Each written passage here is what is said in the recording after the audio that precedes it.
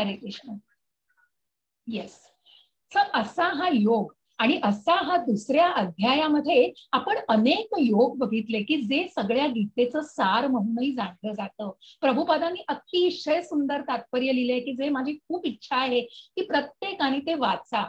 म्हणजे तुम्हाला जे आता तुम्ही मला उत्तरं दिली ती अजून तुम्हाला क्लिअर होतील. माझा प्रयत्न आहे, मला समजतंय की मी वेळेअभावी तुम्हाला फक्त वरवर सांगू शकते, पण प्रयत्न आहे की तो तो कन्सेप्ट तो ती गोष्ट तुमच्यापर्यंत पोहोचावी. आणि म्हणूनच या ज्या दृष्टिकोनातून विचार करतोय की आपण शरीर नाही आपण आत्मा आहोत, त्या दृष्टिकोनातून भगवंत अर्जुनाला सांगतायत की म्हणून या शरीराशी तू काही निगडीत ठेवू नकोस. आणि म्हणूनच तुला जरी तू जिंकलास तरी तुला पृथ्वी तलावर राज्य करायचंय, जर तू हरलास तरीही तुला काय मिळणार आहे, तुझं जर या युद्धामध्ये जर तुला मरण स्वीकारायला लागलं तरीही तुला स्वर्गलोक मिळणार आहे.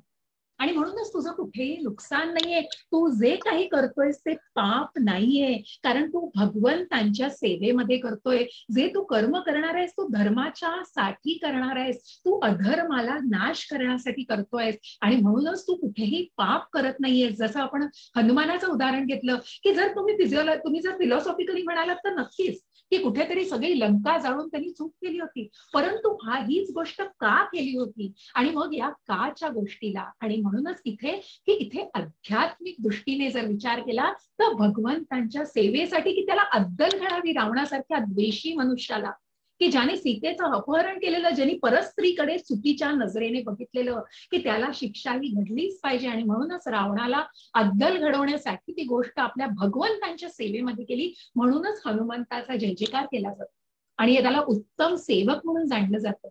आणि म्हणूनच भगवंत सांगतायत की तू पाप करत नाहीयेस, तू अधर्माचा नाश करतोयस, तू उठ आणि तू दृढ निश्चयाने तुझं कर्म कर, तुझं कर्तव्य कर, तुझ्या कर्तव्याला चुकू नको, कारण तू एक क्षत्रिय आहेस.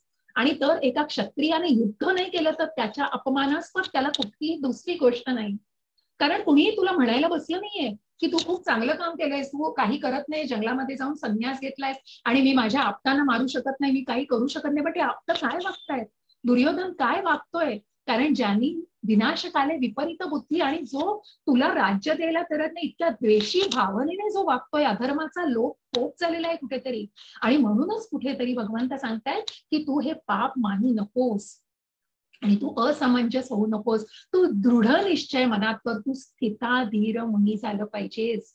आणि म्हणूनच या स्थिताधीर मुनीची लक्षणं आपण जाणून घेतलेली आहेत की कशा प्रकारे ही व्यक्ती असावी. जे प्रल्हाद महाराजांचं आणि जे श्रीला प्रभुपादांचं उदाहरण दिलं मी, की जी व्यक्ती आपल्या निश्चयावर किती दृढ आहे, त्याला कोणीही हलवू शकत नाही आपल्या निश्चयापासून. मग ते अगदी मरणही समोर आलं तरी प्रल्हाद महाराजांनी त्याची तमा केलेली नाहीये, की हिरण्यकश्यपूने काय म्हणून त्रास दिला नाहीये प्रल्हाद महाराजांना, की अगदी तेलात टाकलं, उकळत्या तेलात टाकलं, सर्पांमध्ये दिलं, दरीतून कोसळून खाली कोसळायचा प्रयत्न केला, त्याच्यानंतर वेगवेगळ्या प्रकारचे अजून राक्षसांमध्ये टाकलं. परंतु काय आपण जे बघितलं की त्या ज्वालामधून सुद्धा शांत आहे. कारण कारण परमेश्वराच्या दृढ भक्तीमध्ये आहे. आणि म्हणूनच एवढंच खात्री आहे की परमेश्वर माझ्या पाठीशी आणि माझं रक्षण करणार आहे. म्हणून त्या दिव्य दृढ शक्तीमध्ये ते आहेत आणि त्या दिव्य अशा त्या समाधी अवस्थेत अशा त्या भक्तीच्या लीन अवस्थेमध्ये प्रल्हाद महाराज आहेत. म्हणूनच त्याला स्थिताधीर मुनी म्हटलंय, की जे आपले श्रीला प्रभुपाद आहेत आणि ज्यांनी कुठल्याही संकटांचं तमा केली नाही, संकटांना कुठल्याही तोंड दिलं सगळ्या, की जिथे बोस्टन सारख्या ठिकाणी त्यांनी उतरलं त्यांचं शिप आणि अशा ठिकाणी ते गेले की तिथे एक मनुष्य उभा राहू शकणार नाही अशा एरियामध्ये ते गेले. परंतु कुठल्या उद्देशाने, की फक्त कृष्ण भावना, प्रत्येकाच्या मनात मला कृष्ण भावना आणायची, प्रत्येकाच्या मनामध्ये मला ती कृष्ण भावना जागृत करायची, की जिथे परदेशामध्ये आपल्या गुरूंच्या आज्ञेने गेले, की त्या परदेशामध्ये की ज्यांना महाभारत माहित नाही, ज्यांना कृष्ण कोण आहे हे सांगण्यापासून तयारी होती प्रभुपादांची, परंतु का मनामध्ये श्रद्धा होती, मनामध्ये एकच दृढ विश्वास होता की कृष्ण आपल्या बरोबर आहे. कोणीही नव्हते, एकटे होते प्रभुपाद, अगदी एकटे होते, परंतु मनात कोण होतं, मनात कृष्ण होते, मनात कृष्ण भावना, दृढ कृष्ण भावना होती. आणि म्हणून सगळ्या संकटांना, हृदयविकाराचे झटके आले तरीही त्यांना तोंड देत, आपल्या शारीरिक, मानसिक आणि सगळ्या प्रकारच्या संकटांना तोंड देत, हातामध्ये खिशामध्ये फक्त 40 रुपये होते त्यांच्या, अशा परिस्थितीमध्ये सगळ्या गोष्टींना तोंड देत आज कितीतरी इस्कॉनची निर्मिती बघा, कितीतरी मंदिरं बांधलेली आहेत फक्त कृष्ण भावने आणि कुठेतरी फक्त मनामध्ये भगवंत होते आणि अशा या भावनेने असे दृढ निष्ठेने ती गोष्ट केलेली आहे. आणि म्हणूनच अशा स्थिताधीर मुनीचं आपण महत्व बघितलेलं आहे. आणि मग ही पारिवारिक परंपरा नष्ट होतीये हे आपण आज बघणार आहोत. 3.18 ते 28 कशा प्रकारे ते होत नाहीये हे भगवंतांनी सांगितलंय. ते आज आपण आजच्या अध्यायामध्ये बघणार आहोत की कशा प्रकारे हे कर्म चांगल्या पद्धतीने केलं, प्रत्येकाने आपलं कर्म केलं तर कुठलीही अशी गोष्ट होणार नाही. आणि म्हणूनच अशी वर्णसंकर म्हणजे अतिशय जी लोकसंख्या वाढतीये त्यापेक्षा जी विभागणी केली आहे, वर्णाश्रम गोष्टीची विभागणी केली गेली आणि कुठेतरी त्या गोष्टीला रोखलं जाऊ शकतं. कारण प्रत्येकाने स्वतःचं कर्तव्य पार पाडलं पाहिजे हे अत्यंत महत्वाचे आणि तेच आपण आजच्या अध्यायात बघणार आहोत. आणि मग कुठेतरी आपण बघितलं की मनुष्य मार खातो हा शब्द मी वापरला कारण कुठेतरी ब्लॉकेज आहे, कुठेतरी मनुष्य थांबतोय ते करायला. का थांबतोय आणि ते आपण जाणलं की कुठेतरी ती आसक्ती, कुठेतरी ती ओढ मनाला मायेच्या या सगळ्या जालामध्ये सगळ्यांना कशा प्रकारे ओढलेलं आहे. आणि मग या माया जालामध्ये मनुष्य कसा गटांगळ्या खातोय आणि मग कशा प्रकारे ते ब्लॉकेज आहे. हो, कुठेतरी ती कृष्ण भावना, कुठेतरी ती सीताधीर मुनी आणि ती दृढ निश्चय करायचा आहे, पण कुठेतरी ते ब्लॉकेज आहे. आणि मग तेच ब्लॉकेज आपल्याला व्हेरीफाय, तेच आपल्याला पडताळून बघायचंय. मग त्याच्यासाठी काय तर गुरु, शास्त्र आणि साधू या 3 गोष्टी आपण बघितल्या की उत्तम गुरु. मग हे उत्तम गुरु कशासाठी हवे आहेत का आपल्याला मार्गदर्शन. जसं आपण म्हटलं की मन कुठेतरी बेचैन होतं, मन कुठेतरी अस्वस्थ झालेलं असतं, तेव्हा जसं आपण एखाद्या अनुभवी व्यक्तीशी बोलतो त्याचप्रमाणे या जसं कृष्णाने अर्जुनाला हा उपदेश दिला, कारण कुठेतरी अर्जुन असमंजस झाला होता, पण कृष्ण ठाम होते आपल्या विचारांवर. प्रत्यक्ष भगवंतच होते, त्यांचीच योजना ही सगळी. पण म्हणूनच कुठेतरी हाच बदल आणि हेच जाणून घ्यायचा प्रयत्न करा की असे हे उत्तम गुरु आणि ज्यांनी सगळं भगवंतांचं, सगळं अर्जुनाचं सुरुवातीला ऐकून घेतलं आणि आता भगवंतांनी उपदेशाला सुरुवात केली आहे. मग बुद्धियोग म्हणणं का, बुद्धियोग, ज्ञानयोग हे आपण सगळं जाणलंय कालच्या अध्यायात. आणि आपल्याला कुठेतरी या सगळ्या अडचणींवर मात करत कशा प्रकारे या बुद्धियोग आणि ज्ञानयोगामार्फे या भक्तियोगाचा शिडी चढायची आहे हेच आपण जाणून घेणार आहोत. जसं मी म्हटलं की कर्मयोग आपण आता बघतोय, आपण शेवटचे 6 अध्याय ज्ञानयोग बघणार आहोत. मग हे सगळं जुळलंय. मी जसं म्हटलं की हे सगळे असे माळेसारखे अध्याय आहेत, एकमेकांशी गुंफलेले आहेत. म्हणूनच मी कुठेतरी रिव्हिजन करते आणि तुमच्याशी बोलते, कारण कुठेतरी तुमच्याशी बोलल्यानंतर आणि ही कुठेतरी रिव्हिजन केली तर ते पुन्हा थोडंसं उजळणी केल्यासारखं होतं. आणि मग ते उजळणीने निदान तुम्हाला तो अध्याय दुसऱ्या अध्यायाशी कसा जोडला गेलेला आहे हे सांगण्याचा तो प्रयत्न असतो. आणि त्यासाठी थोडंसं बोला माझ्याशी, थोडासा संवाद साधा. मी सगळ्यांना अनम्यूट करू शकत नाही प्रॅक्टिकल डिफिकल्टीमुळे, पण प्रत्येकाने प्लीज मला माझ्याशी संवाद साधा जेवढं आपल्याला करता येईल. आणि म्हणूनच हे ब्लॉकेज आणि म्हणून या आसक्तीला, या क्रोधाला, की जी आसक्ती, जी ओढ, जो मोह, हा मोह कुठेही संपत नाही, समाधान होत नाही या मोहाचं, तेव्हा त्याचं क्रोधात रूपांतर होतं. आणि मग या क्रोधाला मनुष्य मनाने भ्रमिष्ठ होतो आणि मग कुठेतरी बुद्धीचा नाश होतो.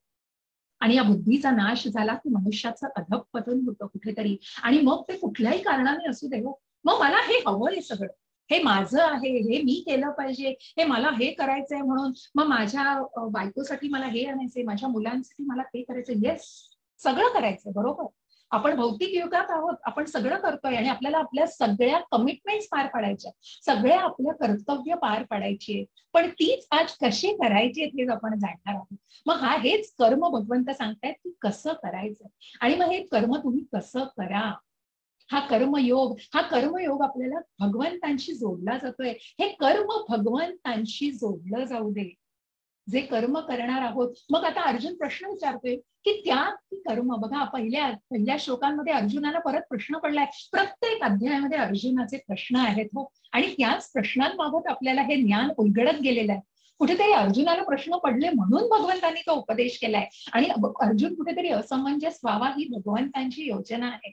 आणि म्हणून अर्जुनाला पडलेले प्रश्न त्यांची भगवंत उत्तरं देतात. मग आता अर्जुन म्हणतात की भगवंत तुम्ही मला सांगितलं की मी शरीर नाहीये, मी आत्मा आहे. मग मला काय करायचंय या सगळ्या गोष्टी, मला हे जिंकून, मला हे युद्ध करून काय करायचं, हे तुम्ही मला ज्ञान दिलं. मग हे ज्ञानामार्फत हा ज्ञानयोग झाला. पण दुसरीकडे तुम्ही मला सांगताय की तू पाप नाहीये, तू तुझं कर्म कर, तुझी कर्तव्य पार पाड. मग मी ज्ञानयोग श्रेष्ठ समजू का? कुठेतरी जो मी करतो आहे ते सगळं सोडून मी जे काही कर्म करणार आहे आणि जे तुम्ही मला सांगितलं की पाप नाहीये, हे कर्म आहे, मग मी ती त्याग भावना की सगळं सोडून देण्याची, की मी शरीर नाही आत्मा आहे, तर मी सगळं सोडून देऊ का मी कर्म करतो? मग मी काय श्रेष्ठ मानू? पण कुठेतरी हे सगळे प्रश्न अर्जुनाच्या मनात नाहीये. अर्जुनाचं मनच तयार नाहीये. अर्जुन असमंजस झालेला आहे, विषाद झालाय. त्यांनी गिवअप म्हणतात ना, तसं टाकून दिलंय शस्त्र, की मी नाही करू शकत. आणि मग भगवंतांना तो वेगवेगळे प्रश्न विचारून त्यामार्फत सांगू इच्छितो की मी युद्ध करू शकत नाही. मग म्हणून तू या योगातून, मग या ज्ञानातून, मग तू काय घ्यायचंयस तेच भगवंत सांगतायत की काय श्रेष्ठ आहे. की मग हा निष्काम कर्मयोग का मग ज्ञानयोग? मग निष्काम कर्म काय? की जे कर्म तू विदाऊट म्हणजे कुठल्याही फळाची अपेक्षा न करता करावंस, की जे पापी मानलं जात नाहीये पण तू ते कर्म करायचं, मग ते श्रेष्ठ आहे का हा ज्ञानयोग की मी शरीर नाहीये, मी आत्मा आहे? कुठलं श्रेष्ठ आहे ते भगवंत उत्तर देणार आहे. मग त्याच्यामध्ये आपण बघणार आहोत 3.10 ते 16 कर्मकांड ते कर्मयोग. मग हा कर्मयोग कसा साधायचा? कर्मकांड म्हणजे काय? मग स्वतःच्या इंद्रिय तृप्तीसाठी केलेलं कर्म, हे कर्म म्हणजे कर्मकांड. की तुम्ही स्वतःला कुठेतरी तृप्त करण्यासाठी ते करताय, त्याच्यात कुठलीही कृष्ण भावना नाही, तिथे कुठेही कृष्ण नाहीये. मग साधं तुम्ही बघा की तुम्ही एखाद्या दिवशी म्हणजे आता उदाहरण घ्यायचं झालं तर एखादी व्यक्ती हॉस्पिटलमध्ये ऍडमिट आहे आणि जी एकादशीचा दरवेळी उपास करते किंवा जे करायचंय ही भावना मनामध्ये आहे, पण मग त्या दृष्टीने जर त्यांना पथ्य सांगितलंय म्हणून त्यांनी ते अन्नधान्य किंवा कडधान्य खाल्ली नाही, मग तो उपास झाला का? भावना आहे का मनामध्ये? कृष्ण भावना आहे? नाही. मग ती पथ्य झाली. हो, ते स्वतःच्या त्रास होईल त्या दृष्टीने केलेले उपाय आहेत. कुठेतरी पथ्य, कुठेतरी रिस्ट्रिक्शन आहेत. मग त्याला तुम्ही कृष्ण भावना, त्याला तुम्ही उपवास, एकादशीचं पुण्य घेऊ नका. ती भावना आहे का मनामध्ये? ती भावना असणं महत्वाचं आहे. आणि तिथेच आपण कुठेतरी जाणतोय की ही कृष्ण भावना भावित कर्म. आणि मग हे निष्काम कर्म काय आहे? या सगळ्या कर्माला आपल्याला जाणून घ्यायचं आहे. आणि मग सर्वात मोठा शत्रू कोण आहे या कर्मयोगामध्ये, आणि ज्याच्याच आधी आपल्याला जाणायचं आहे की मग अर्जुनाला सांगितलं जातं की तू युद्ध करणार आहेस, तो दृढ निश्चयाने करणार आहेस, तेव्हा तू कुठेतरी एक आदर्श व्यक्ती बनणार आहेस की तुला फॉलो करणारे लोक तुझे अनुयायी असतील. तू जेव्हा एखाद्या काही गोष्टीचा आदर्श असशील, कारण का? कारण हे कर्मावर सगळं विभागलं गेलेलं आपण बघणार आहोत की ज्याप्रमाणे एक क्षत्रिय, एक ब्राह्मण, एक क्षत्रिय, एक शूद्र आणि एक वैश्य हे कशा प्रकारे त्यांच्या कर्माद्वारे विभागले गेलेत, आणि जो तो आपल्या कर्मामध्ये कशा प्रकारे आदर्श, मग सामान्य व्यक्ती ह्या कुणाला फॉलो करतात, कुणाचं अनुचारण अनुयायी बनतात आणि कुणाचं अनुसरण करतात हे जाणून घ्यायचं. आणि म्हणूनच भगवंत म्हणतात की अशी आदर्श व्यक्ती बनायचे. हे सगळं आपल्याला आज या कर्मयोगामध्ये जाणून घ्यायचं आहे. तर आपण सुरुवात करतो या कर्मयोगाला. हे तुम्ही बघताय की कुठेतरी एकम वद, म्हणजे तुम्हाला एक काहीतरी सांग की मग ज्ञानयोग श्रेष्ठ आहे का मग कर्मयोग श्रेष्ठ आहे, निष्काम कर्मयोग श्रेष्ठ आहे का कर्मयोग श्रेष्ठ आहे, हे तू मला नक्की सांग. म्हणजे मला नक्की एखादी गोष्ट तू काहीतरी सांग की जिथे तू मला म्हणायला आहेस की हनुमंतानी लंका जाळली तरी पण त्यांनी पाप केलेलं नाहीये, त्यांनी त्याची ड्युटी केलेली. मग तू मला एकम वद, मला काहीतरी एक गोष्ट सांग की जी खरंच कुठली गोष्ट आहे. आणि म्हणून आता भगवंत पुढे सांगतायत, मग आपल्याला जाणून घ्यायचं आहे. हरे कृष्ण माताजी वाचणार. हरे कृष्ण लीना माताजी. हा येस माताजी. हा ठीक आहे. वाचणार. ओके, शक्य आहे ना? नाही तर मला सांगा हा, कधी काही प्रॉब्लेम असेल. मला पॉसिबल नाही झालं तर मी सांगेन तुम्हाला. नक्की ना. हरे कृष्ण. कर्मेंद्रियाणि संयमं यम आस्ते मनसा स्मरण इंद्रियार्थान्वी मूढात्मा मिथ्याचारः स उच्यते.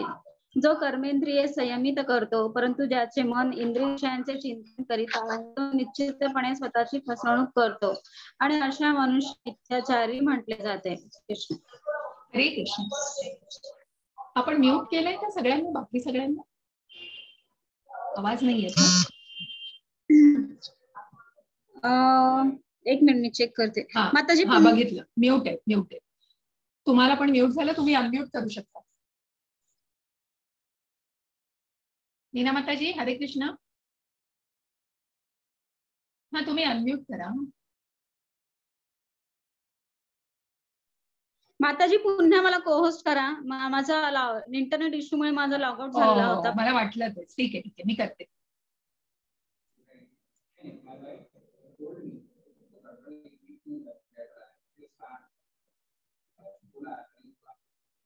ओके ठीक आहे. तर असं हे कर्मेंद्रियाणि संयम्य य आस्ते मनसा स्मर इंद्रियार्था विमूढात्मा मिथ्याचार स उच्यते. जो कर्मेंद्रिय संयमित करतो परंतु ज्याचं मन इंद्रिय विषयांचं चिंतन करीत आहे तो निश्चितपणे स्वतःची फसवणूक करतो. बघा, भगवंताला तुम्ही आचरण करायला हवंय, कर्म करा, आपलं कर्तव्य करा, पण कुठेही ढोंगीपणा करू नका. जो तुम्हाला दिसतोय बघा या व्यक्तीमध्ये, हातामध्ये फोन, हातात सिगरेट आणि भगवी वस्त्र अर्पण केली आहे, हातामध्ये कमंडलू आहे, गळ्यात माळ आहे, हे सगळं काय आहे हो? हे सगळं मिथ्याचार आहे, ही फसवणूक आहे. अशी फसवणूक नकोय. भगवंत सांगतायत तू तुझं कर्तव्य कर, कर्म कर, सकाम कर्म केलंस तरी फसवणूक करू नकोस. आणि म्हणूनच जो कर्मेंद्रिय संयमित करतो, जो इंद्रियांना संयमित करतो, की ज्यांनी सगळ्याचा त्याग केलाय, अगदी भलेही व्यक्ती मोठी त्याग करणारी असेल की मला कुठल्या गोष्टींमध्ये इंटरेस्ट नाहीये, मला हे नकोय, मला ते सगळं परत करायचंय, परंतु त्या इंद्रिया विषयांचं चिंतन तर केलं जात आहे. कुठेतरी कानाला फोन हवाय, हातात स्वतःचं इंद्रिय तृप्ती करायला सिगरेट फुंकायची. अहो काय मग ही निश्चित फसवणूक आहे, स्वतःला केलेली एक मिथ्याचार. मग हा मिथ्याचार नको. जे करणार आहात ते मनापासून केलेलं हवंय भगवंतांना. आणि म्हणून या यज्ञाच्या ठिकाणी आपण कुठलीही गोष्ट जेव्हा भगवंत सांगतायत आता की या कर्मयोगाबाबत जाणण्याविषयी भगवंत सांगतायत की हे कर्म कसं असावं, मग याच्यामध्ये कृष्ण भावना कशी असावी. हरे कृष्ण. माताजी वाचणार? हा तुम्ही वाचा माताजी, मी नेक्स्ट श्लोक वाचते. हा. यस्त्रेन्द्रियाणि मनसा नियम्यारभतेऽर्जुन कर्मेन्द्रियैः कर्मयोगम् असक्तः स विशिष्यते. हरे कृष्ण. वाचा. या उलट जर एखादी प्रामाणिक व्यक्ती मनाद्वारे इंद्रियांना संयमित करण्याचा प्रयत्न करीत असेल आणि आसक्ती न ठेवता कर्मयोगाचा कृष्ण भावना भावित प्रारंभ करीत असेल तर ती व्यक्ती अधिक श्रेष्ठ आहे. हरे कृष्ण. हरे कृष्ण. बघा, अशी व्यक्ती श्रेष्ठ आहे. भगवंत सांगतायत आता या कर्मयोगामध्ये ज्या अर्जुनाच्या प्रश्नांना ते उत्तर दिलंय की मग जी व्यक्ती मिथ्याचार करतीये, जी व्यक्ती स्वतःची फसवणूक करते, त्याग तर केलाय पण कुठेतरी इंद्रिय तृप्ती अजून हवीये, इंद्रिय विषय हवे, आणि म्हणूनच असा त्याग फक्त दाखवण्यासाठी आहे हो लोकांना. मग तो लोकांना दाखवण्यासाठी असलेला त्याग नको, तर मनापासून. या उलट जर एखादी प्रामाणिक व्यक्ती मनाद्वारे इंद्रियांना संयमित करण्याचा, मग याविषयी एक गोष्ट सांगते मी सुंदर तुम्हाला. पुराणातली एक चैतन्य महाप्रभूंच्या काळातली गोष्ट आहे की एका राजाला, की या राजाला त्या राजाचं नाव मी सांगते तुम्हाला, हे जे आपल्याला दिसतायत चित्रामध्ये जे राजा दिसतायत त्यांच्या राजाविषयी मी तुम्हाला सांगते की राजा प्रतापरुद्र यांचं नाव आहे बरं का. हे राजा प्रतापरुद्र यांना चैतन्य महाप्रभूंचं दर्शन घ्यायची प्रचंड इच्छा होती, कारण प्रत्यक्ष भगवंतांचा अवतार. चैतन्य महाप्रभूंना त्यांना बघायचं होतं. परंतु चैतन्य महाप्रभूंनी सांगितलं की जो मुंडेन, जो भौतिक जगाविषयी अटॅच्ड आहे आणि जो भौतिक जगताशी निगडीत आहे आणि जो स्वतःच्याच याच्यामध्ये आहे, अशा व्यक्तीला मी नाही भेटू शकत. आणि कुठेतरी चैतन्य महाप्रभूंनी तो भेटण्याला नकार दिला होता आणि त्या राजाला ते भेटू शकले नव्हते. आणि मग त्याच्या पुढे थोडे दिवसांनी एका भगवंतांच्या राजाच्या सैन्यामधलीच, राजाच्या सेवेमधल्याच एका सेवकाने सांगितलं की चैतन्य महाप्रभू जगन्नाथ यात्रेला येणार आहे, आणि ज्याचं पूर्णपणे आयोजन या राजाने केलं होतं. परंतु बघा की भावना, मनामधली भावना कशी, ह्या राजाने त्या जगन्नाथाच्या यात्रेसाठी रस्ते झाडायला हातामध्ये कुंचा घेतलेला आहे. आणि हे जेव्हा जगन्नाथाची यात्रा बघायला पुरीमध्ये जेव्हा चैतन्य महाप्रभू आले तेव्हा त्यांनी प्रत्यक्ष राजाला हे कर्म करताना बघितलं की ज्याच्यामध्ये भगवंतांची सेवा करण्यासाठी भावना मनात ठेवून हे कर्म, की तिथे कुठेतरी भगवंतांना, चैतन्य महाप्रभूंना खूप त्याच्याविषयी चांगली भावना वाटली आणि मग कुठेतरी त्यांनी त्यांना दर्शन दिलेलं आहे आणि त्यांची भेट घेतलेली आहे. मग ही मनातली भावना आणि म्हणूनच कुठेतरी प्रयत्न काय होता की मनाद्वारे इंद्रियांना संयमित करण्याचा आणि कुठलीही आसक्ती न ठेवता कर्मयोग हा कृष्ण भावने भावित. मग कृष्ण भावनेने ते कर्म करायचे, मनामध्ये जे कर्म करायचे ते कृष्णाला अर्पण करायचे, प्रत्येकाने आपलं कर्तव्य करायचे. तेच पुढे जाऊन आपण बघणार आहोत. मग हा यज्ञ काय आहे, हा कर्म काय आहे, आणि म्हणूनच ही व्यक्ती अत्यंत श्रेष्ठ आहे जी व्यक्ती हे करण्याचा प्रयत्न करण्यासाठी सुरुवात करते. ती व्यक्ती श्रेष्ठ मानली जाईल. किंवा सगळं त्यागून, सगळा संन्यास घेऊन हिमालयात बसलोय, मी आता सगळं काही सोडून दिलंय, मला काहीही नकोय, पण तरी पण कुठेतरी तिथल्या गोष्टींची आसक्ती आहे, मनामध्ये त्या गोष्टी येत आहेत, कुठेही कृष्ण भावना नाहीये मनामध्ये, मग काय उपयोग त्या त्यागाला, मग काय उपयोग त्या भावनेला. आणि म्हणूनच भगवंत म्हणतायत की ही भावना महत्वाची आहे. यज्ञार्थात कर्मणोऽन्यत्र लोकोऽयं कर्म बंधनाः तदर्थं कर्म कौन्तेय मुक्त संगः समाचर. हरे कृष्ण माताजी. हरे कृष्ण. श्री विष्णू प्रित्यर्थ यज्ञ म्हणून कर्म केले पाहिजे, नाहीतर कर्म हे या भौतिक जगामध्ये बंधनास कारणीभूत ठरते. म्हणून हे कौंतेया, तू आपल्या नियत कर्मांचे पालन श्री विष्णूंच्या संतोषार्थ कर आणि या प्रकारे तू नेहमी कर्मबंधनातून मुक्त राहशील. हरे कृष्ण. हरे कृष्ण. जे कर्म करशील, जे तू काही यज्ञ करशील, ते तू, मग हा यज्ञ काय असेल? यज्ञ म्हणजे तुमचं प्रत्यक्ष प्रत्येकाचं कर्म. मग हा यज्ञ हा विष्णू प्रित्यर्थ करावा. मग ही यज्ञाची भावना काय आहे हे आपण बघायचंय पुढे जाऊन, की ह्या विष्णू प्रित्यर्थ यज्ञ का केले जातात. आणि आपण पुराण वेदांपासून, आपण वेदात शास्त्रामध्ये वाचलेले अनेक यज्ञ केले जातात, अनेक आहुत्या दिल्या जातात, आणि मग हे कर्म या भौतिक जगामध्ये बंधनास कारणीभूत करते. विष्णू प्रित्यर्थ यज्ञ जर नाही केला, कुठेतरी कर्म कांड मानलं जातं, मग ते कुठेतरी इंद्रिय तृप्तीसाठी केलेलं कर्म मानलं जातं, आणि मग ते कुठेतरी पुन्हा या भौतिक जगामध्ये तुम्हाला बंधनकारक ठरतं. तू आपल्या नियत कर्मांचे पालन श्री विष्णूंच्या संतोषार्थ कर. मग तू ते फळ कर, तू तो यज्ञ कर, तू कुठल्याही एका चांगल्या भावनेने कर, पण तो अर्पण करताना मनामध्ये काय भावना असावी, तर तो मी भगवंतांना अर्पण करतो, आणि या प्रकारे तू त्या कर्मबंधनांपासून मुक्त राहशील, हे भगवंत सांगताय. आणि मग हे भगवंत कसे सांगताय की मग हे कर्म तुझं काय आहे. मग आपण म्हणतो की यज्ञ केले जातात, याग केले जातात, पण आता हा तुम्हाला चित्रामध्ये दिसतायत, आता हे सगळे कसे कनेक्टेड आहे बघा, की हे कर्म, मग हे कर्म यज्ञ, प्रत्येकाचं कर्म करण्याचा म्हणजे प्रत्येकाचं पर्सनल ड्युटी, हे प्रत्येकाचं कर्तव्य हा त्याचा यज्ञ आहे, हो हे जाणून घ्या.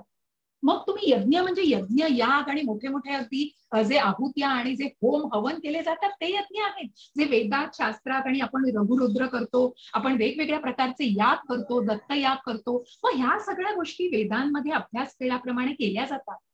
परंतु कशा प्रकारे कर्म हे कृष्णाला अर्पण केलं जातं. हा शेतकरी बघा, शेतकरी आपलं कर्तव्य करतो, शेतकरी शेतामध्ये राबतोय, शेतकरी शेतामध्ये राबून काय करतोय की पर्जन्य राजाची कुठेतरी अपेक्षा करतोय, आणि कुठेतरी तो त्याग भावनेने कुठेतरी स्वतःच्या सगळ्या गोष्टी अर्पण करून आपलं स्वतःचं कर्तव्य बजावतोय. आणि मग त्या सगळ्या भावनेने कुठेतरी जेव्हा पर्जन्य राजा प्रसन्न होऊन जेव्हा पर्जन्य वृष्टी होते, तेव्हा त्याला ते धान्य मिळतं.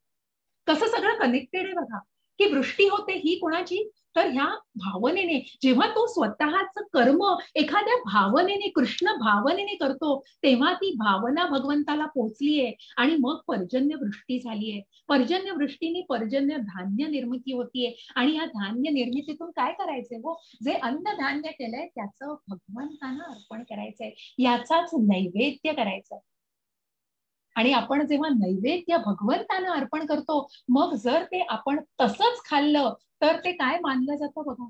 आपण कुठलीही गोष्ट बघा, आपण एखादी विकत गोष्ट आणली, आपण सणासुदीच्या दिवशी तर करतो, पण जेव्हा बघा आता गुढीपाडवा येतो किंवा जेव्हा नवीन धान्य, तेव्हा प्रत्येक धर्मामध्ये आपण बघितलंय बघा, प्रत्येकाकडे की ते भगवंतांना अर्पण केलं जातं. आणि मग ती जी भावना आहे, ही भावना अत्यंत महत्वाची, ही कृष्ण भावना, कारण कुठेतरी तो नैवेद्य परत बघा भगवंतांना अर्पण केला जातो.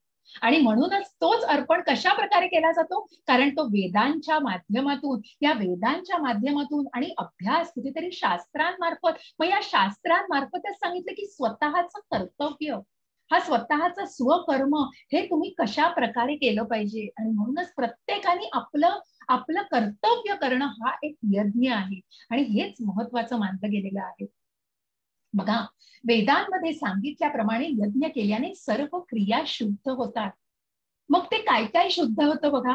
आहार शुद्धौ सत्व शुद्धी सत्व शुद्धौ ध्रुवा स्मृती स्मृतिलंघे सर्व ग्रंथीनः विप्रमोक्षः. म्हणजे हे साधारण एक सलग आहे, पण काय काय शुद्ध होतं बघा. की आहार शुद्धौ सत्व शुद्धी सत्व शुद्धौ ध्रुवा स्मृती स्मृतिर्लब्धे सर्व ग्रंथीना विप्रमोक्षः. यज्ञ केल्याने मनुष्याचा आहार शुद्ध होतो. मग जो मनुष्याचा आहार आहे तो शुद्ध आहार ग्रहण केल्याने की मग जे तुम्ही नैवेद्य अर्पण करता आणि जो तुम्ही ग्रहण करता त्याने तुमचं जीवन शुद्ध बनतं. आणि त्या जीवन शुद्धीमुळे स्मृतीमधील अतिसूक्ष्म ऊतींचं ज्या काही पेशी आहेत आपल्या ब्रेनमध्ये, आपल्या मेंदूमधल्या या ऊती, या पेशी यांचं शुद्धीकरण होतं. तेव्हा स्मृती शुद्ध होते, तेव्हा मनुष्य मोक्ष मार्गाबद्दल आणि मग कुठेतरी मुक्तीच्या मार्गाबद्दल विचार करू शकतो. आणि या सर्वाची परिणिती वर्तमान समाजासाठी आवश्यक असणाऱ्या कृष्ण भावनेमध्ये होते. मग ही कृष्ण भावना कशी कशी आपण उपजत आणि कसं त्याला वाढवायचं या कृष्ण भावनेला, मग त्यासाठी काय करायचं आहे हे भगवंत सांगतायत. की मग शुद्ध सात्विक आहार. मग हा आहार नुसता आहार आपण आपलं कर्म खायचंय, आपल्या पोटाला भरायचंय म्हणून नाही, तर ते तुम्ही चांगल्या भावनेने मग जेव्हा तुम्ही ते नैवेद्य समान खाल, भगवंतांना अर्पण करून खाल, तेव्हा त्याला एक प्रकारची शुद्धी येते, सात्विकता येते. आणि त्या सात्विक आहाराचं ग्रहण केल्याने तुमच्या मेंदूतील ऊतींना एक प्रकारचं तुमचं जीवन शुद्ध होतं आणि त्या सूक्ष्म ऊतींचं सुद्धा शुद्धीकरण होतं. आणि तुमची स्मृती तल्लख, आपण म्हणतो बुद्धी तल्लख होते. आणि मनुष्य चांगल्या मार्गाबद्दल, मग कुठेतरी मोक्ष मार्गाबद्दल आणि म्हणूनच कुठेतरी सन्मार्गावर येण्यासाठी, मग ती भावना कुठेतरी वाढीस लागण्यासाठी मग त्याची त्या भावनेमध्ये नक्कीच तयारी होती, हे जाणून घ्या. आणि म्हणून हे कर्म हा एक प्रत्येकाने आपलं कर्तव्य हा त्याचा यज्ञ आहे. आणि हे यज्ञ हा कर्तव्य भगवंताला अर्पण करायचं. हरे कृष्ण माताजी. वाचाल मधून. हरे कृष्ण माताजी. नेक्स्ट स्लाइड ना. हो येस, हीच आहे ना 3:13. हा येस. हरे कृष्ण. भगवत भक्त हे सर्व प्रकारच्या पापातून मुक्त होतात, कारण ते सर्वप्रथम यज्ञाला अर्पण केलेले अन्न ग्रहण करतात. इतर लोक जे आपल्या स्वतःच्या इंद्रिय भोगाकरिता भोजन बनवतात ते खरोखर केवळ पापच भक्षण करतात. हरे कृष्ण. बघा, जे मी आता सांगितलं, मग ते फक्त आपलं पोट भरायचंय, उदर भरणं नव्हे, मग ते फक्त उदराला भरायचंय. मग त्या उदराला भरण्यासाठी फक्त करायचं असेल तर तो इंद्रिय भोग झाला, मग तो परमेश्वराला भोग नाही दिला. मग जिथे कुठेतरी तुम्ही तो परमेश्वराला अर्पण करून भोग खाताय तेव्हा तुमचं ते शुद्धीकरण होते. आणि मग ते अन्न जेव्हा तुम्ही यज्ञाला अर्पण करून जेव्हा विष्णूला अर्पण करताय, भगवंतांना अर्पण करताय, तेव्हा ते शुद्ध सात्विक अन्न ग्रहण करताय, नाही तर ते पापच मानलं जाईल जे तुम्ही खाताय. मग कुठेही कृतज्ञता नाही व्यक्त होते, फक्त मनात म्हणायचं आणि करायचं. हा, practically one can understand, practically एखादी व्यक्ती समजू शकते, हो आपण बाहेर आहोत, तुम्हाला प्रत्येक वेळी म्हणत नाही, पण ती भावना मनात असणं. मग त्या भावनेने आपण कितीतरी वेळा बघा, मुंज केल्यानंतर पण काही काही गोष्टींचं जे पालन करायला लागतं. शास्त्रामध्ये या इतक्या सुंदर प्रकारे गोष्टी दिल्या आहेत की त्याचा सायंटिफिक सुद्धा त्याला तितकाच अर्थ आहे. आणि म्हणूनच या गोष्टी तितक्याच महत्वाच्या आहेत. हरे कृष्ण माताजी. कुठेतरी नेट इश्यू. हरे कृष्ण माताजी. काहीतरी तुम्हाला इंटरनेट इश्यू येतोय का? पण ब्रेक होतोय. हरकत नाही, हरकत नाही, मी प्रयत्न करते, काही हरकत नाही. सर्व प्राणी स्लाइड मग वाचा.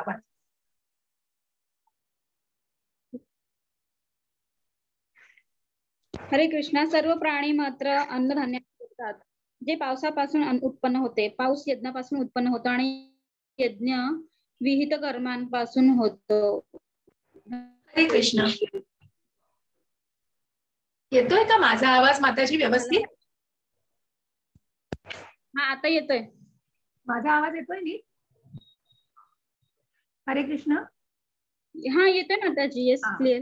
मला हरे कृष्ण व्हॉइस येतोय माताजी. ओके, ठीक आहे. Yes yes yes. तर यज्ञापासून जसं आपण म्हटलं की सर्व प्राणी मात्र अन्नधान्यावर, जसं आपण या स्लाइड मध्ये बघितलं की मग शेतकरी सगळं उत्पन्न करतोय अन्नधान्य, मग या अन्नधान्यावर प्राणी मात्र अवलंबून आहे. आणि या प्राणी मात्र अन्नधान्यावर जगतात कारण त्यांनी जे कर्म, मग या पर्जन्य राजाला, मग त्या इंद्राला प्रार्थना करून आणि वरुण राजाला प्रसन्न केलं जातं आणि या पावसाला प्रसन्न करून मग त्या पावसापासून जी काही उत्पत्ती होते, जी अन्नधान्याची उत्पत्ती होते. आणि पाऊस हा यज्ञापासून उत्पन्न होतो आणि यज्ञ विविध कर्मांपासून, जे आपण इथे बघितलं की सगळं हे पुन्हा कृष्णामध्ये समर्पित होतं. मग हे कृष्णापासूनच वेद येतो. कुठेतरी वेदांचा अंत हा कृष्णच आहे. जेव्हा तुम्ही कृष्णाला जाणाल तेव्हा वेदांचा अभ्यास केला तो तुम्ही, मग वेद वाचलेत सगळे आणि कृष्णाला जाणलं नाही तर नाही हो, मग त्या ज्ञानाचा काहीच उपयोग नाही. पण ह्या वेदांमध्ये जी माहिती दिलेली आहे आणि या वेदांचा जो अभ्यास करतो आणि ज्याने त्या भावनेने ती गोष्ट केली आहे, तेव्हाच त्या भावनेला आणि त्या विहित कर्मांपासून ती गोष्ट केली जाते, तेव्हा त्या कर्माला महत्व आहे. आणि असा हा यज्ञ कलियुगाचा बघा काय सांगितलंय. यज्ञ ही संकीर्तन प्रायैर्यंजंती सुमेधसः. हे श्रीमद भागवतम मधलं 11.5.32. आणि इथे कुठेतरी आपण बघतोय चैतन्य महाप्रभूंनी हा पंचतत्व मंत्र आणि हा श्रीकृष्णाचा महामंत्र आपल्यापर्यंत 500 वर्षापूर्वी या कलियुगामध्ये आणलेला आहे. आणि म्हणून याला किती महत्व आहे बघा. या महामंत्राचं महत्व इतकं आहे की हा आपल्या कलियुगाचा यज्ञ आहे. आपण पुढे जाऊन बघणार आहोत. हरेर नम हरेर नम हरेर नम एव नम, की दुसरा कुठलाही मार्ग नाही, फक्त नामस्मरण. आणि नामस्मरणच आपल्याला तरुण देणार आहे या कलियुगामधून. आणि बघा याची प्रचिती मी आजपासून तुम्हाला सांगते आता या अध्यायापासून, की नामस्मरणाचा महिमा. आणि मग एक माळ तुम्ही जपून स्वतः त्याची प्रचिती घ्या की तुमचं मन तुला काय सांगतंय. मग हे 108 वेळा जेव्हा म्हणाल तेव्हा तुम्ही स्वतःला काय अनुभवताय हे तुम्ही स्वतःच अनुभवताय आणि ती प्रचिती तुम्हाला स्वतःला येईल. मग जो पंचतत्व मंत्र म्हणतो आपण, जय श्री कृष्ण चैतन्य प्रभु नित्यानंद श्री अद्वैत गदाधर श्रीवासादि गौर भक्त वृंद. बघा हा जो पंचतत्व मंत्र आहे, या पंचतत्व मंत्रामध्ये तुम्ही बघताय श्रीकृष्ण चैतन्य, प्रत्यक्ष चैतन्य महाप्रभू जे श्रीकृष्णाचे अवतार आहेत, प्रभू नित्यानंद जे बलरामांचे अवतार आहेत, अद्वैत गदाधर आणि श्रीवासादि हे प्रत्यक्ष नारदांचे, शिवाचे आणि राधा राणीचे अवतार आहेत. आणि म्हणूनच या पंचतत्व मंत्रामध्ये या सगळ्यांचं स्मरण केलं जातं. जे कलियुगामध्ये, या कलियुगामध्ये ज्यांनी हा मंत्राचा महिमा आणि ज्या मंत्राचा प्रसार केला आहे, अशा या सगळ्यांचा आपण सगळ्यांना स्मरण करतो. आणि मग पुढे जाऊन आपण या कृष्णाच्या महामंत्राला सुरुवात करतो. आणि म्हणूनच या सगळ्यांचं स्मरण करण्यासाठी पंचतत्व महामंत्राला महत्व आहे, पंचतत्व मंत्राचं महत्व आहे.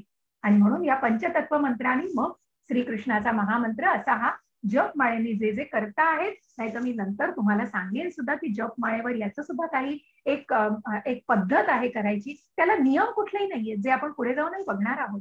यज्ञानां जप यज्ञोस्मी, ही जप हाच यज्ञ आहे कलियुगाचा. 10.25 मध्ये आपण बघणार आहोत की कलियुगाचा यज्ञ हा जप नामस्मरण हा आपल्या कलियुगाचा यज्ञ आहे. म्हणून कर्मफलांवर आसक्ती न ठेवता मनुष्याने कर्तव्य म्हणून कर्म केले पाहिजे. कारण अनासक्त होऊन कर्म केल्याने त्याला परमेश्वराची प्राप्ती होते. स्थिता धीर मुनी जे समोर बसलेत आपल्या, जे चित्रामध्ये आपण बघतोय की ज्यांनी कर्मफलाची आसक्ती कधीच त्यागून टाकली आहे, की त्यांनी स्वतःच्या इंद्रियाला तृप्त करणं सोडून दिलंय. आणि म्हणूनच एक कर्तव्य म्हणून ते कर्म करतायत. कृष्ण भावनेचा प्रसार करण्यासाठी ते कर्म करतायत. आसक्ती कुठली आहे हो? कृष्ण प्रेमाची आसक्ती आहे, पण इंद्रिय तृप्तीची अनासक्ती आहे. आणि म्हणूनच ह्या ज्ञानाच्या या भक्तीच्या टप्प्यावर आपण पुढे जाऊन 9 टप्पे सुद्धा भक्तीचे बघणार आहोत, की कुठेतरी मनामध्ये श्रद्धा, कुठेतरी ती निष्ठा, कुठेतरी ती कृष्ण भावना, कुठेतरी बीज पाहिजे हो. जेव्हा एवढं मोठं झाड डवरतं तेव्हा कुठेतरी ती बियाणं लागतं ना त्याच्यासाठी. आणि मग त्या बियाणातनं कुठेतरी ते बीज महत्वाचं आहे, ते बीज रोवलं जाणं महत्वाचं आहे, ती निष्ठा, ती श्रद्धा महत्वाची. आणि म्हणूनच ती श्रद्धा जेव्हा मनात असेल तेव्हाच ते अनासक्त होऊन जर कर्म केलं तर ते परमेश्वर प्राप्तीसाठी केलं जातं. हरे कृष्ण माताजी.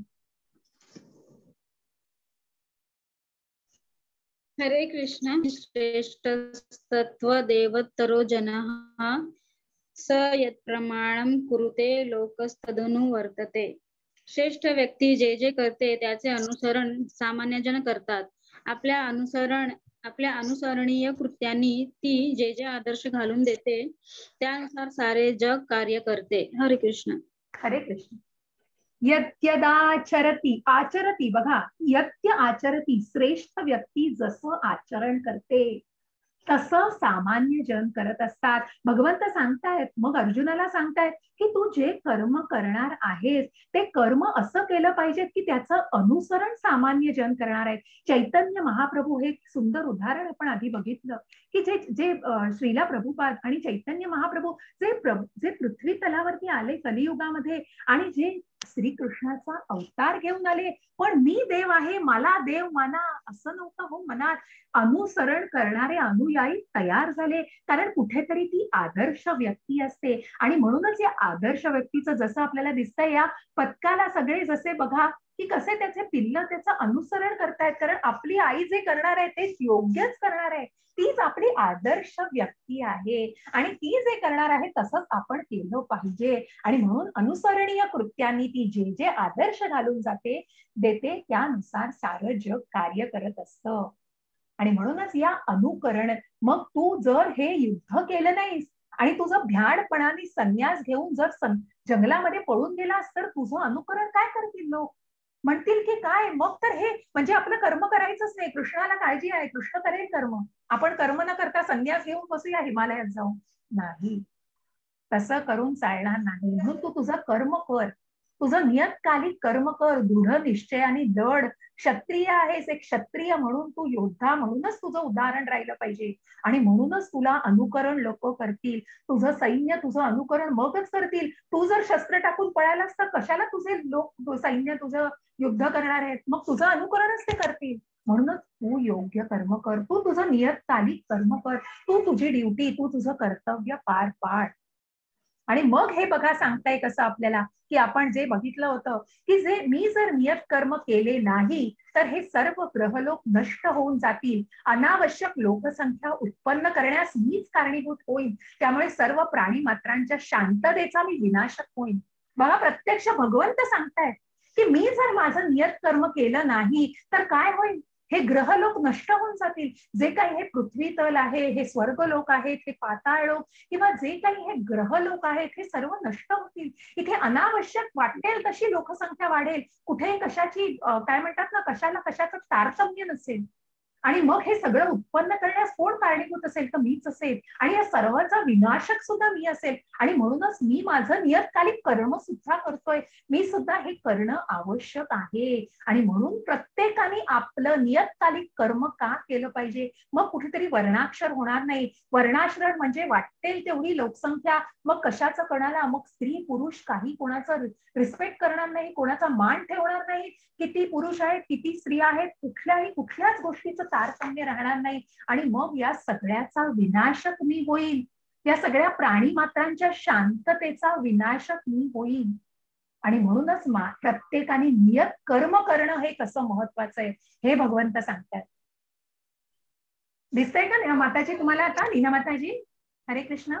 येस येस, ओके कृष्ण दिसतंय दिसतंय, प्रॉब्लेम नाहीये ना, ठीक आहे, चालेल वाच.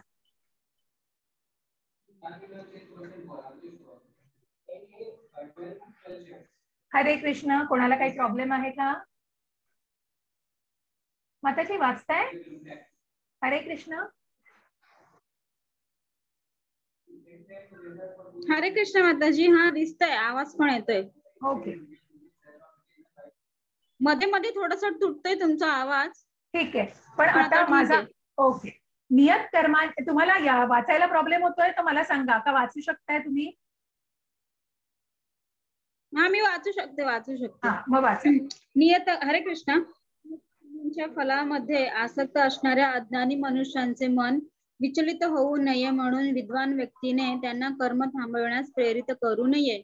या उलट भक्तिभावाने कर्म करून त्याने त्या लोकांना कृष्ण भावनेच्या यथावकाश विकासासाठी सर्व प्रकारच्या कार्यामध्ये युक्त करावे. हरे कृष्ण.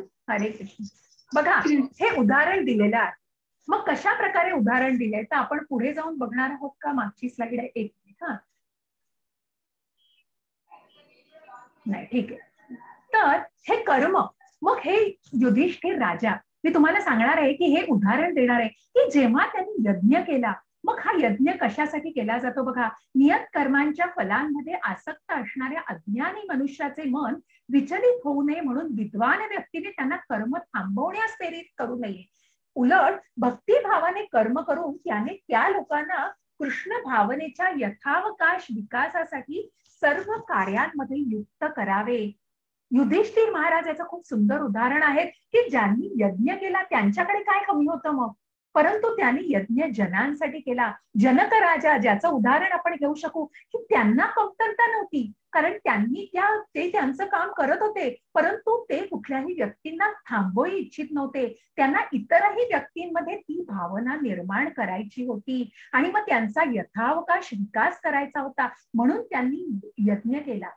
आणि म्हणूनच खूप यज्ञ केले गेले. युधिष्ठिर राजाने याच्याशी यज्ञ केला की ज्याच्यामुळे इतर जनांना, सामान्य जनांना त्याचा फायदा होईल. आणि म्हणूनच कृष्ण भावनेचा यथावकाश विकासासाठी सर्व कार्यांमध्ये त्यांना युक्त करावं. आणि मग यांची कर्मानुसार कुठेतरी विभागणी केली गेली. आणि म्हणूनच या भगवंतांच्या ह्याच्यामध्ये आपण बघतोय की कशा प्रकारे कर्मानुसार, मग धर्म नाहीये, जन्म नाहीये, कुठलंही गृहीत धरलं गेलं नाहीये कुठल्याही प्रकारचं. म्हणून जसं किरण प्रभूजींनी त्या दिवशी सांगितलं की कृष्ण भावना जोपासण्यासाठी, भगवद्गीता वाचण्यासाठी, ऐकण्यासाठी कोणालाही बंधन नाहीये. कुणीही कुठल्याही जातीचा असू दे, धर्माचा असू दे, सगळ्यांना भगवद्गीता ओपन आहे, पूर्णपणे खुली आहे त्याचा अभ्यास. कारण काय सांगताय हे की तुम्ही तुमच्या कर्माने विभागले गेले आहात. तुम्ही एक ब्राह्मण आहात तुमच्या ज्ञानाने, तुम्ही एक क्षत्रिय आहात, तुम्ही राज्य करताय, तुम्ही कर्म ते केलं पाहिजे. तुम्ही एक वैश्य आहात, तुम्ही व्यवसाय करताय, तुम्ही क्षुद्र आहात, तुम्ही तुमचं कर्म म्हणजे कष्टाच्या गोष्टी केल्या जात आहेत. मग ही विभागणी करणं महत्वाचं आहे. आणि म्हणूनच या विभागणीद्वारे जेव्हा त्यांना आपापल्या कार्यात गुंतवलं गेलं तेव्हा कुठल्याही प्रकारची वंश परंपरा नाश होणार नाहीये. आणि मग कुठेतरी इथे वर्णाश्रम पद्धती सुरू केली गेली. आणि म्हणूनच तू काळजी करू नकोस, तुला असं वाटतंय की कुठेही नाश होणार नाहीये, उलट त्यानुसार त्यांची विभागणी केल्याने ते त्यांच्या कर्माला ते करतील, त्यांच्या कर्माला ते नियतकालिक कर्माला कृष्ण भावनेने करतील. आणि मग कृष्ण भावना भाविक अशा वंशाला जन्म देतील. मग ते स्त्री पुरुष एकत्र येऊन जेव्हा ते लग्न करतील तरी ते काय करतील, त्यांची संतती सुद्धा कृष्ण भावना युक्त असेल. अशा प्रकारे या वंशाची कुठेही खंडन होणार नाहीये. की अशा प्रकारे नंतर जेव्हा सुराज्य येईल, युधिष्ठिराचं रामराज्य येईल, तेव्हा या सगळ्याचा नाश होणार नाहीये, तर वंश परंपरा कुठेही खंडित होणार नाही. आणि म्हणूनच यासाठी भगवंत म्हणतात की नियतकालिक कर्म, हे कर्म करणं हे अत्यंत आवश्यक आहे. आणि यासाठीच मनुष्याने प्रयत्न केला पाहिजे. मग ते बेबी स्टेप्स का असे ना, हो, ते अगदी आपण म्हणतो ना छोट्या बालाची पावलं का असे ना, पण ती पावलं घेणं महत्वाचं आहे. मग आपण ही पावलं आता घ्यायला सुरुवात केली आहे. हो, आपण या आध्यात्मिक प्रवासामध्ये आहोत, आपण कुठेतरी भगवद्गीतेचं अध्ययन करतो, हे बेबी स्टेप्सच आहेत आपल्या, ही आपली छोट्या मुलांची पावलंच आहेत. कुठेतरी आपण त्या मार्गावरती क्रमण करतोय, मार्गावरती आपण तो मार्ग अनुसरतोय. आणि यासाठीच आपण हे लक्षात घेतलं पाहिजे की ही कृष्ण भावना भाविक कर्म हे कशा प्रकारे केलं जातं, हे निष्काम कर्म कसं केलं जातं, आणि म्हणूनच जे कर्म कराल ते भगवंतांना कशा प्रकारे अर्पण केलं जातं. हरे कृष्ण माताजी.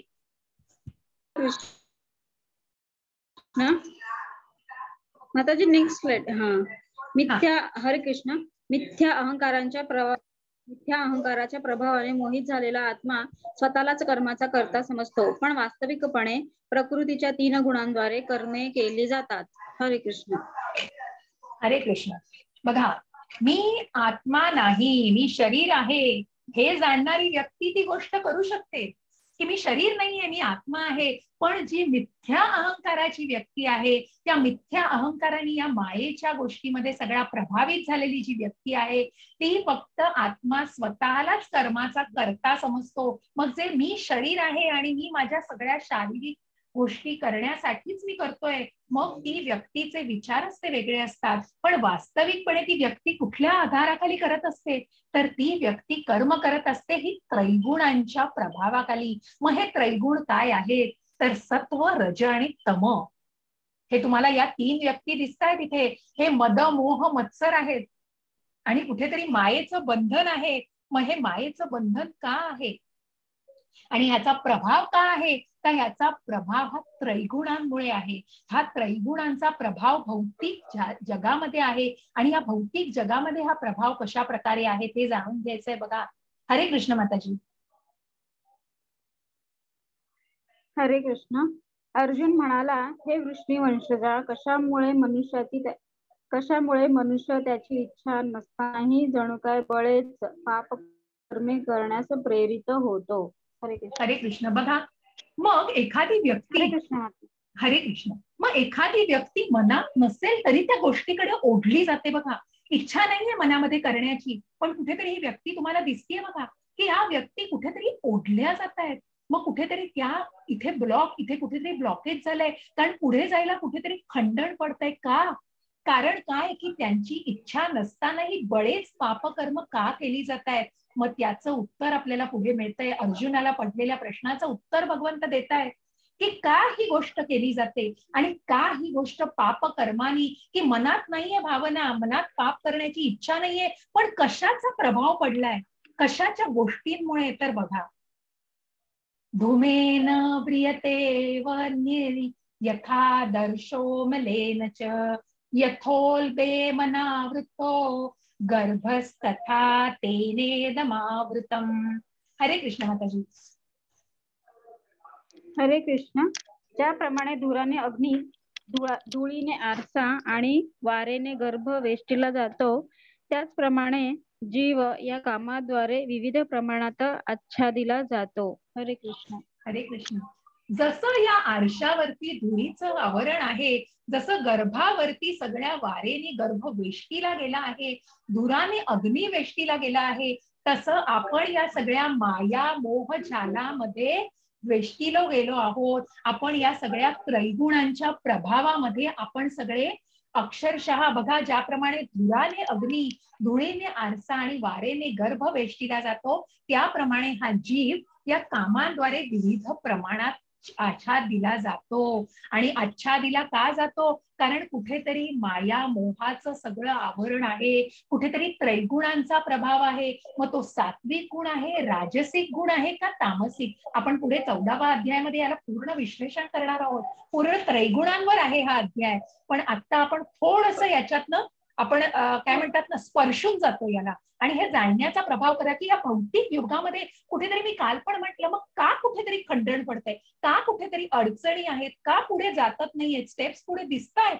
पण का नाही जाते, का पापकर्म करायला मनुष्य ओढला जातोय. हा ओढला, जसं आपण म्हणतो की चांगली लोक आहेत या जगामध्ये, पण तितकीच बघा कशा प्रकारे मायेने गुरफटलेली लोक आहेत. आणि म्हणूनच कुठेतरी पापकर्मामध्ये खेचली जातीय व्यक्ती, कुठेतरी मायाजालामध्ये ओढली जातीय व्यक्ती, कारण ह्या सगळ्याचं आच्छादन आहे. आणि या सगळ्याला तोडणं, या सगळ्या गोष्टींना कशा प्रकारे छेद दिला जाणार आहे हे लक्षात घ्यायचंय. आणि म्हणूनच हे भरतर्षभ अर्जुन, इंद्रियांचं नियमन करून पापाच्या या महान प्रतीकाचा प्रारंभीच निग्रह कर आणि आत्मसाक्षात्काराच्या ज्ञानाचा विनाश करणाऱ्या कामाचा वध कर. म्हणून तुला काय करायचंय, तर तुला हे भरतर्षभ अर्जुन विचारतोय की मग हे का होतं, पापकर्मामध्ये मनुष्य का ओढला जातो, की सगळं एवढं चांगलं आहे, एवढं चांगल्या गोष्टी ज्ञान दिलं जातं, तरी पण एवढं सगळं कळून वळत कसं नाहीये ते. कारण काय आहे, कारण भगवंत सांगतायत की हे सगळं आच्छादन आहे. आणि हे आच्छादन तुला काय कसं करायचंय, हे आच्छादन तुला कसं तोडायचंय, तर तू इंद्रियांचं नियमन करायला शिकला पाहिजेस. पापाच्या या महान प्रतीकाचा प्रारंभीच तू कुठेतरी त्याची मुळं कापली पाहिजेस, तिथल्या तिथेच कुठेतरी त्याचा निग्रहाने तू विरोध केला पाहिजेस. आणि मग या आत्मसाक्षात्काराचा ज्ञानाचा कुठेतरी विनाश होताना दिसतंय, त्याला तू त्याचा त्या कामाचा वध कर, त्या सकर्माचा, त्या सकाम कामाचा, त्या विकर्माचा तू विरोध कर. ते वाईट दिशेला तुला जे पापकर्माच्या दिशेला ओढतंय त्याचा तू विरोध कर, त्या कामाचा तू वध कर. कारण कुठेतरी ती तुझी ज्ञानाची भावना कुठेतरी ते तुला मायेजालेमध्ये ठेचतंय. तिथे तू वेळेत तू रोख, स्वतःला वेळेमध्ये आवर. तू कुठेतरी तुझ्या इंद्रियांना वेळेत नियंत्रित कर. आणि म्हणूनच हे भरतर्षभ अर्जुना, तू वेळेत इंद्रियांचं नियमन करायला शिक. हे महत्वाचं आहे. आणि यासाठीच भगवंत सांगतायत, इंद्रियाणी पुराणान्या पुरींद्रियेभ्यः परम मनः मनसस्तु परा बुद्धिर यो बुद्धेः परस्ततु सहा. हरे कृष्ण माताजी. हरे कृष्ण. कार्य करणारी इंद्रिये जड प्रकृतीपेक्षा श्रेष्ठ आहेत. मन इंद्रियांपेक्षा श्रेष्ठ आहे. पण मनापेक्षाही श्रेष्ठ, बुद्धी मनापेक्षाही श्रेष्ठ आहे आणि तो आत्मा बुद्धीपेक्षाही श्रेष्ठ आहे. हरे कृष्ण. हरे कृष्ण. बघा आता हे स्तर तुम्हाला दिसत आहेत, शारीरिक स्तर आहे, जिथे तुमचं पंचमहाभूतांनी शरीर बनलेलं आहे, की जिथे तुमचं पृथ्वी, आकाश, वायू, जल आणि अग्नी या सगळ्यांचं शारीरिक स्तर आहे कुठेतरी. मग या शरीराची इंद्रिय कुठली आहेत? तर इंद्रिय आहेत कर्मेंद्रिय, ज्ञानेंद्रिय. मग या कर्मेंद्रिय, ज्ञानेंद्रियांना कशा आवरायचंय? आणि मग त्याच्या पुढे जाऊन मन आहे तुमचं, त्या मनाच्या पुढे जाऊन बुद्धी आहे, आणि त्या बुद्धीच्या पुढे आत्मा स्वार झालेला आहे. बघा हे सुंदर अशी ही आकृती आहे, मला अत्यंत प्रिय अशी आकृती आहे ही. आणि ही आकृती तुम्हाला सगळं स्पष्ट करणार आहे की बघा तुमची ही कर्मेंद्रिय, मग ही जड प्रकृती आहे. बघा ही जड, ही भौतिक प्रकृती आहे. या भौतिक प्रकृतीमध्ये इंद्रिय विषय, मग ही इंद्रिय कुठली आहेत? बघा ही इंद्रिय आहेत डोळा, नाक, हे तुमचं कान आहे, इथे तुमचं स्पर्शेंद्रिय हात दाखवलाय, आणि ही तुमची जीभ आहे. मग हे तुमचे 5 ज्ञानेंद्रिय आहेत की जे तुम्हाला या सगळ्या गोष्टीचं ज्ञान देत आहेत. वास कुठला घ्यावा, खावं काय, चालावं काय, बोलावं काय, या सगळ्याचं ज्ञान देणारी ही तुमची ज्ञानेंद्रिय आहेत. या ज्ञानेंद्रियांच्या दोऱ्या कोणाच्या हातात आहेत? तर या मनाच्या हातात आहेत. आणि या मनाच्या हातात, या मनाच्या दोऱ्या कोणाच्या हातात आहेत? या इंद्रियांना, या सगळ्या इंद्रियांना दोऱ्यांनी बांधून मनाने पकडलंय. पण मनाच्या दोऱ्या कोणाच्या हातात आहेत? तर या बुद्धीच्या हातात आहेत. हो, ती बुद्धी जे काम करते ना ते मन करणार, आणि ती मन जे सांगणार ती इंद्रिय करणार. परंतु इथे आत्मा कसा बसलाय निर्धास्त त्या रथामध्ये, आणि म्हणून या आत्म्याला खाद्य द्यायचंय, याला आध्यात्मिक मार्गावर आणायचंय. तर ती बुद्धी कुठेतरी काम करेल, आणि तरच त्या मनाला कुठेतरी काबू ठेवून त्या इंद्रियांना सुद्धा काबू ठेवू शकाल. आणि म्हणूनच या गोष्टींचं कशा प्रकारे आवश्यक आहे बघा. आणि म्हणूनच ही इंद्रिय मनाच्या स्वाधीन आहेत, मन बुद्धीच्या स्वाधीन आहे, आणि बुद्धी ही आत्म्याच्या स्वाधीन आहे. आणि कशा प्रकारे या आध्यात्मिक मार्गाने आपल्याला या सगळ्याची प्रगती करायची आहे, ती भावना कशा प्रकारे निर्माण करायची आहे की या इंद्रियांचा आपण कशा प्रकारे नियंत्रण करू शकू, आणि या इंद्रिय विषयांचा त्याग करून कशा प्रकारे आपल्या मनाला काबूत ठेवू शकू, आणि मग आपली सतसत विवेक बुद्धी कशी जागृत राहील, आणि त्या बुद्धीच्या मार्फत आपण आत्म्याला कशा प्रकारे धार्मिक आध्यात्मिक मार्गावरती ठेवू शकू, हे ज्ञान आहे. हे खूप सुंदर अशी आकृती तुम्ही लक्षात ठेवा, फार सुंदर आहे की जी इंद्रिय आणि मन आणि बुद्धी आणि आत्म्याचं खूप सुंदर संलग्न रीतीने वर्णन करतं. आणि म्हणूनच आपण कालच्या पण ह्याच्यामध्ये शेवटी हेच बघितलं, कुठेतरी आसक्ती, मोह आणि तो भ्रमनिरास. मग भ्रम म्हणजे काय? हो, मनाचा विलास. आणि मग मन भ्रमामध्ये गेल्यानंतर बुद्धीचा नाश, आणि बुद्धी नाश झाल्यानंतर अधःपतन त्या आत्म्याचं, मग त्या जीवाचं सगळं अधःपतन होतं. असं हे सगळं सगळ्याशी लिंक, सगळ्याशी जोडलं गेलेलं आहे. हे तुम्हाला सांगताय कर्मयोग, आणि कशा प्रकारे तुम्ही हे कृष्ण भावनेने करायचंय, आणि कुठल्या भावनेने स्वतःला आध्यात्मिक मार्गावरती प्रेरित करून आपल्या या गुणांची जोपासना करायची आहे. हरे कृष्ण सगळ्यांना. इथेच हा 3रा अध्याय संपतो आहे. मी रेकॉर्डिंग थांबवते, आणि आपण बरोबर आज मी अध्याय संपवलेला आहे,